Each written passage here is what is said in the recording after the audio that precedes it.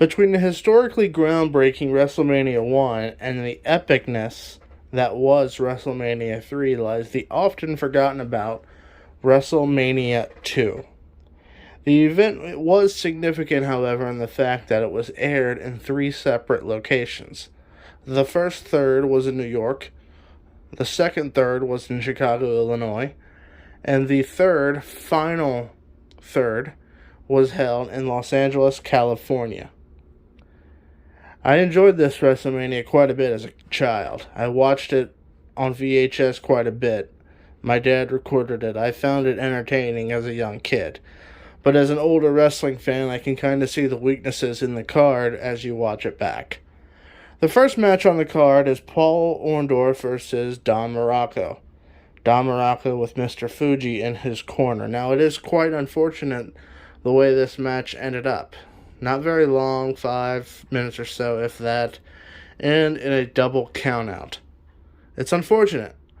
The fans gave Don Muraco and Mr. Fuji quite a bit of heat, and they cheered Mr. Wonderful quite a bit, and they were into the match. They were cheering and booing the back and forth action. They booed Muraco. They cheered Orndorff. Paul Orndoff and Don Muraco were mainstays of 1980s WWF television, as well as just Northeastern WWF wrestling in general. If you're a big fan, you know that. And these two are, quite frankly, I think, wasted in this spot. Would have been nice to give them 15 minutes or so and really let them tell a story and have a satisfying finish to the match. One way or the other, whether it be Muraco or Orndorff going over. And I don't think Susan St. James, the actress that did color commentary along with Vince, who was doing play-by-play during the match, she did not help with color commentary at all. She did not add anything to it, as you may guess. But when you go back and watch this match, it is very disappointing. The fans start off into it. As I said, Muraco and Fuji got heat. Orndorff was cheered. He got his heat as the babyface. But the double countout really turned off the fans. They were booing at the end very hardcore to this match. There was a BS chant and not the letters. I think matches like this, opening card matches like this, to warm the crowd up, they were a part of that time, but unfortunately, maybe you could do that on a regular card, but you don't do that with WrestleMania. Now, granted, this was WrestleMania 2, so it was still very early on in its infancy, and you can understand it as a fan.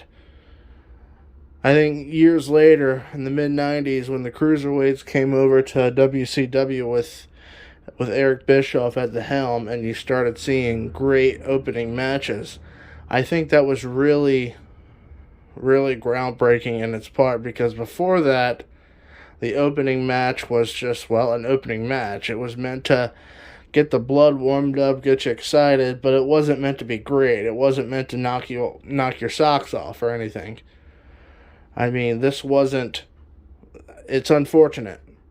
Orndorff and Don Muraco could have told a 15, 20-minute story, have a great match, something that was truly enjoyable, but it didn't happen.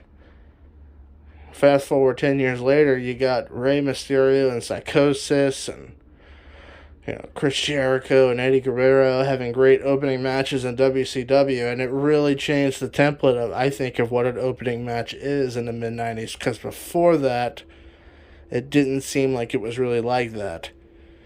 I remember mid-80s, it was either something that was, one-on-one, not spectacular, something to get the crowd warmed up, or it was your standard low-card, low-mid-card tag team match that was decent, but, not meant to be a 5-star great match type of production. But that's all I got to say for that one. That was the opening match of WrestleMania 2, and I think it could have been a lot better than what it was allowed to be.